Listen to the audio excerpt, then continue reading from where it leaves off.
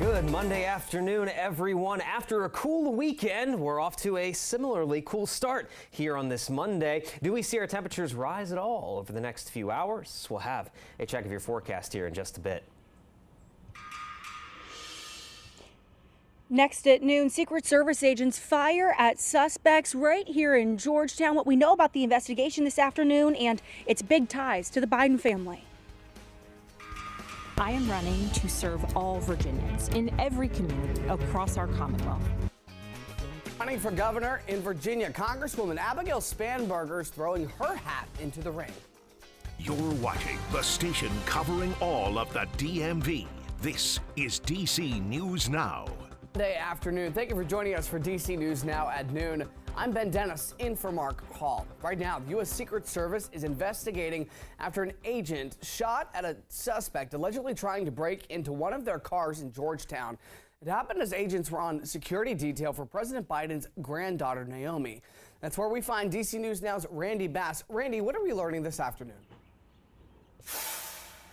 Yeah, Ben, very few details being made available to us from Secret Service agents this afternoon, including where it happened. It's not exactly certain where this all took place, but we can paint a picture of what happened. Agents tell us they saw 3 suspects come up to one of their unmarked, unoccupied Secret Service vehicles and try and break open the glass and get inside. That is when those agents pulled out a gun. At least one agent pulled out a gun and fired at those suspects. The suspects were able to get away. They fled the scene in a red car. 3 suspects, they tell us right now, that they're looking for. Those suspects still on the run this afternoon. As for his granddaughter, Naomi, she's 29 years old and she works for a law firm here in D.C. She's the daughter of the president's son, Hunter. And of course, this incident itself just kind of paints a bigger picture of what's happening in the district right now. Violent crime, carjackings, car thefts, all up significantly over this time last year. And it shows that really nobody is immune to this kind of problem, this trend we're seeing here in D.C. Just last month, Congressman Henry Cuellar was carjacked at gunpoint outside his apartment in Navy Yard. So it just points to something that we're seeing all across the district. And of course, this particular incident still very much under investigation. All of this happening overnight, and we'll bring you more details as we get them. Live in Georgetown, I'm Randy Bass, DC News Now. To Randy. I am running to serve all Virginians in every community across our Commonwealth because it's about time we do what's right for everyone. And that's what matters most. Virginia Congresswoman Abigail Spanberger announcing that she is running for Virginia's governor, making that announcement in the video shared just this morning. She currently represents Virginia's 7th congressional district. It's a state that has never elected a woman as governor. And in that video, Spanberger says she will campaign on abortion rights, teacher retention, supporting veterans, small businesses, and helping people fight addiction. And we'll have a live interview with a staff writer from The Hill later in the hour to talk what's at stake in that race and the seat that she would be vacating.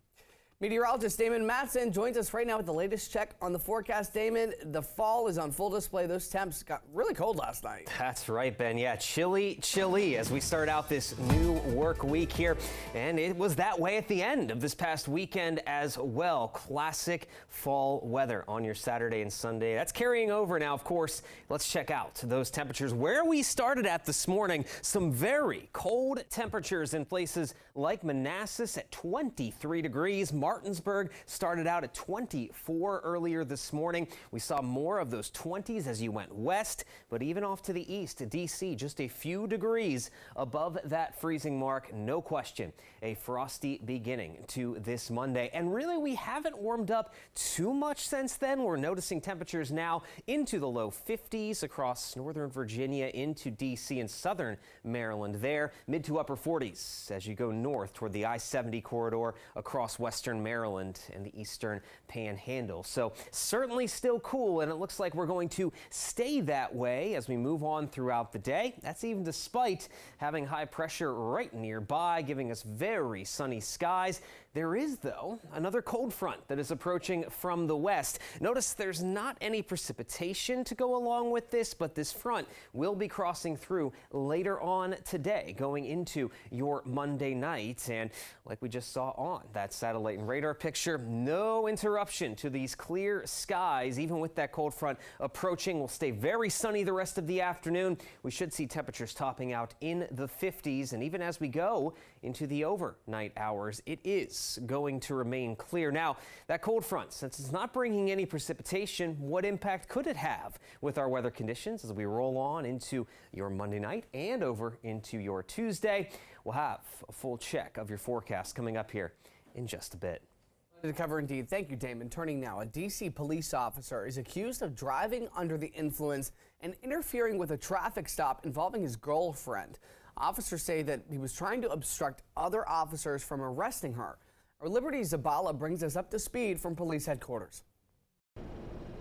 Well, such a bizarre incident. MPD says Officer John Bewley showed up to the traffic stop of his girlfriend in a patrol car, even though he was off duty, and then started yelling. Metropolitan Police say the incident happened at around 3:30 Saturday morning. They say they were investigating a female suspect for DUI in the 1600 block of Connecticut Avenue Northwest. The woman stated she was on the phone with her boyfriend, who is an MPD officer. That's when police say Officer John Bewley showed up to the scene, then started yelling at his girlfriend to leave the scene with him.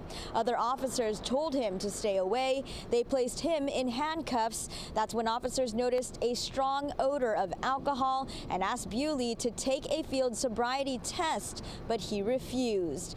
Now, they did arrest Bewley for resisting arrest as well as for DUI. He did plead not guilty, and he is due back in court in December. For now, in Northwest D.C., Liberty Zabala, D.C. News Now. Our thanks to Liberty in the district. Meantime, Virginia's General Assembly could soon have its first ever black Speaker of the House of Delegates in the state's 400-year history.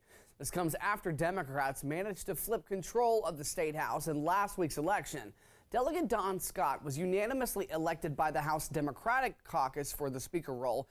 His district includes Portsmouth. Republicans will cast their own votes for the next Speaker. They're all expected to be cast next week. And police are searching for the person who shot a Virginia State University police officer over the weekend. That shooting happened near the university's campus around 1:30 a.m. yesterday. The suspect reportedly still on the loose. The campus did go on lockdown because of that shooting, and Police Chief David Bragg spoke on the efforts being made across campus after shots were fired. The VSU community will see state police patrolling around the area, Colonial Heights in their police cars patrolling around the area. Police said that officer remains in critical condition. In Maryland, Frederick County sheriffs arrested a Stevens City man on 8 counts of sexual acts against minors. Deputies say 43-year-old Brian Brooks was caught in an online police sting operation to uncover potential sexual predators. They also say that they contacted Brooks while they posed as a 14-year-old female in order to catch him. And meantime, D.C. Police Executive Assistant Chief Ashawn Benedict left the department to take a job with the U.S. Capitol Police. Earlier this year, Benedict worked as interim D.C. Police Chief after then-Chief Robert Conti had stepped down. New Police Chief Pamela Smith approved Jeffrey Carroll to replace Benedict. Carroll is the Assistant Chief of the Internal Affairs Bureau. And a new project is underway on I-495. It could slow down your evening commute on the Capitol Beltway. The Maryland Department of Transportation says the goal is to improve the pavement and ride quality. The projects will run from 9 p.m. to 5 a.m. through next Thursday in Montgomery County. It spans between Maryland 191, that's Bradley Boulevard, and east of Linden Lane. Drivers can expect triple lane closures in both directions. It also includes roads east of Northwest Branch of the Anacostia River and US 29. And staying in Maryland, a resurfacing project is underway in Bowie on US 301 that they say should be complete by mid-December. The project will cause some delays. It spans from Excalibur Road and Central Avenue, and drivers can expect 301 to become a single lane in both directions. That'll be Mondays through Friday from 7 a.m. to 7 p.m. The State Highway Safety Administrator says arrow boards and barrels will be placed to guide traffic.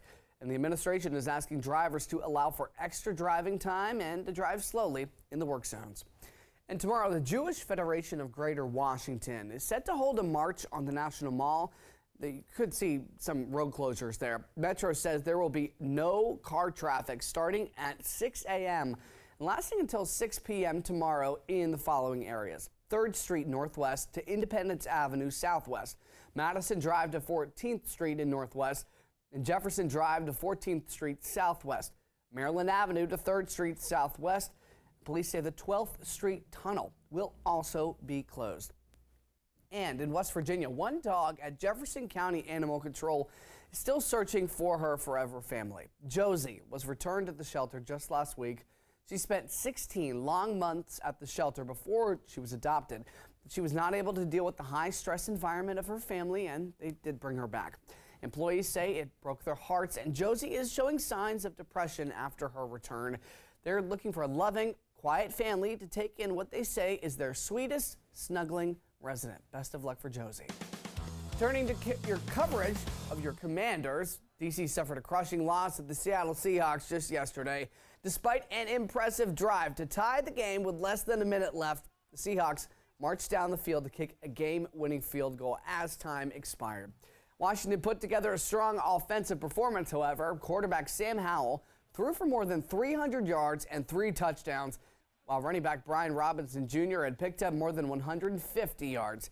DC's head coach Ron Rivera says the team left too much time on the clock when they tied the game.